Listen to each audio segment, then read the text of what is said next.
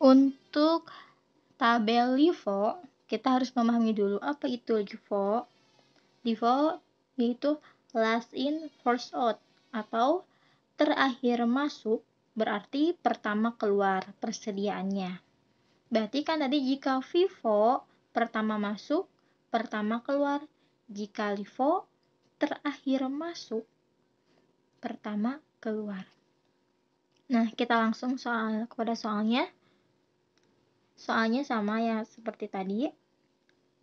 1 Januari persediaan. Nah, jika persediaan seperti ini, kita langsung saja masukkan di sisa seperti tadi. Nah, untuk pembelian juga kita masukkan di tabel pembelian. Nah, ini untuk sisa persediaannya sama seperti LIFO, harus dipisahkan lagi. Ini persediaan pertama 100, ini persediaan kedua 200. Nah, untuk 12 Januari penjualan. Nah, kita mulai. Penjualan 120 unit dengan harga 400 dengan amount 48.000. Nah, berarti di tabel penjualan 12 Januari sebesar 120 unit. Nah, apakah 120 unit ini mencukupi dari persediaan? Kita lihat persediaannya. Nah, kan ini last in, first out. Terakhir masuk, pertama keluar. Nah, yang paling akhir kan ini berarti persediaan yang kedua, yaitu 200. Nah, berarti yang dikuranginya yang ini, yang persediaan kedua atau yang akhir. Nah, langsung berarti ini kan memenuhi dari 120 tadi. Jadi, 200 dikurangi penjualannya tadi 120 unit. Dengan harganya, ini sesuaikan dengan tabel sisa 200, 120 dikali 20, jumlahkan 24.000, sehingga sisa dari persediaan pertama tetap. Nah, untuk persediaan kedua berkurang. Dari 200 dikurangi 120 menjadi 180. Menjadi 80 unit. Nah, jadi teman-teman sudah paham ya mengenai ini. Jika LIFO, pokoknya kita mengacunya pada persediaan yang akhirnya. Oh ya teman-teman, untuk setiap penjualan di soal, setiap penjualan, nah untuk harganya ini yang 400 tidak berpengaruh kepada nantinya ini penjualan. Tapi berpengaruhnya ini kan tuh, ini price 400. Tapi saya tulis 200. 200. Mengapa? Karena 200 ini merupakan harga pokok. Sedangkan untuk di soal 400 ini itu harga jualnya. Sedangkan untuk pembelian price-nya sama, dimasukkannya sama. Nah, kita lanjutkan saja nomor yang tanggal 25 Januari. Penjualan lagi sebesar 80 unit. Nah, penjualan sebesar 80 unit. Kita lihat apakah persediaan tadi mencukupi. Persediaan yang akhir, bukan yang pertama, tapi yang akhir. Nah, kan ini tadi sisa persediaannya ini 100 dengan 80. Tapi di LIFO ini kita harus memilih persediaan yang akhirnya ini 80. Nah, berarti ini pas. Langsung saja masukkan ini dengan harganya dan totalkan jumlahnya. Sehingga persediaan kedua habis dan persediaan pertama sisanya. Berarti ini satu-satunya persediaan. Nah, lanjutkan. 4 Februari pembelian perusahaan 160 unit dengan harga 290. Nah, 160 unit dengan harga 290. Ini persediaannya masuk lagi kepada perusahaan. Nah, tadi ini persediaan pertama 100, persediaan kedua 160. Nah, selanjutnya tanggal 6 Februari penjualan 100 unit. Nah, penjualan 100 unit. Seperti tadi lagi ya teman-teman, berarti kita pilihnya di persediaan yang akhir. Nah, persediaan akhir ini ada 160. Nah, berarti lebih dong. Kalau lebih, nanti sisanya disimpan lagi. Nah, kan 160, penjualannya 100, berarti lebih 60. Jadi sisa persediaan keduanya ada 60. Sedangkan untuk persediaan pertama, yang 100 ini, kita simpan lagi. Nah, untuk price sama amount-nya tinggal kita pindah-pindahkan saja. Dan jangan lupa antara kuantitas dan price-nya harus sesuai dengan amount. Jadi harus kalikan dulu apakah kualitas sama price-nya benar. Dan 60, misalnya 60 dikali 290.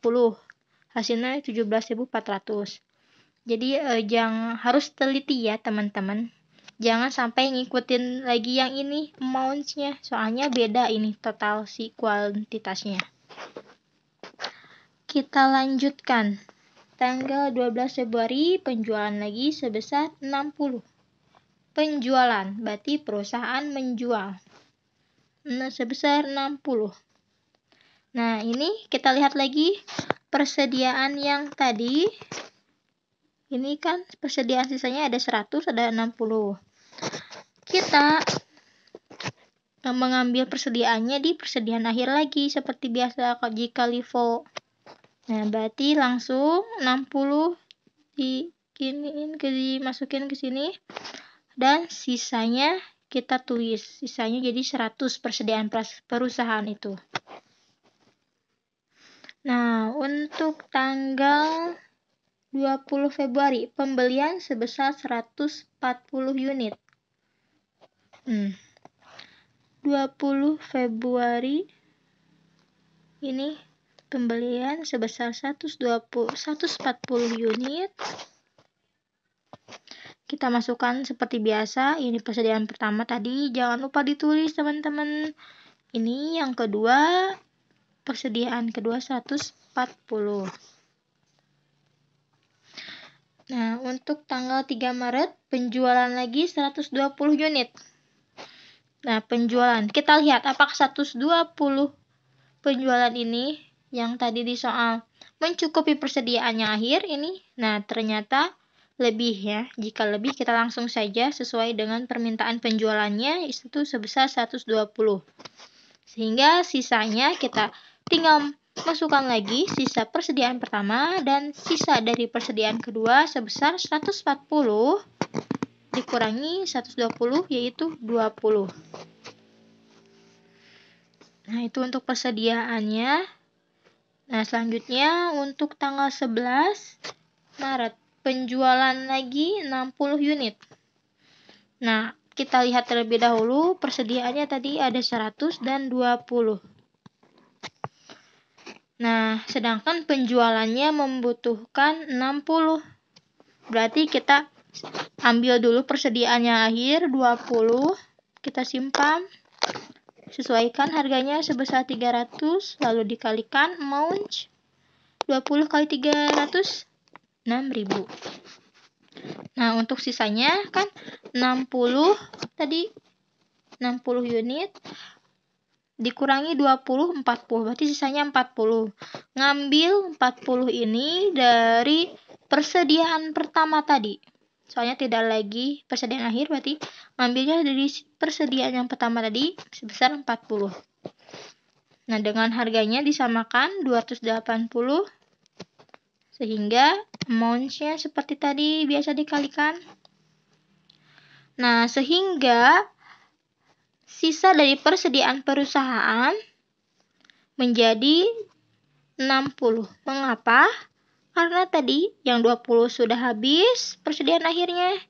Persediaan pertama kan 100. Nah, dikurangi 40 menjadi 60 persediaannya.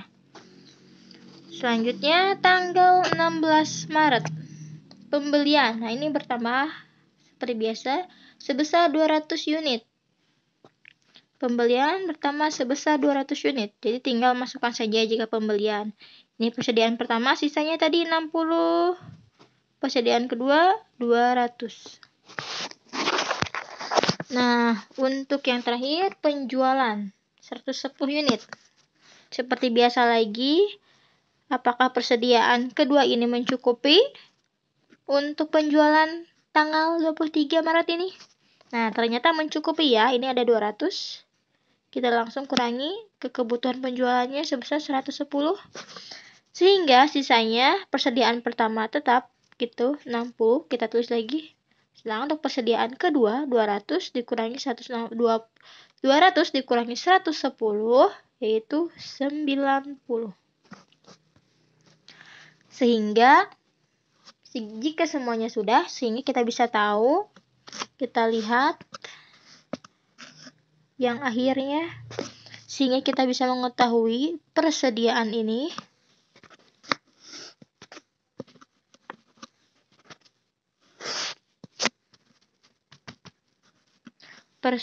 ini bentar teman-teman.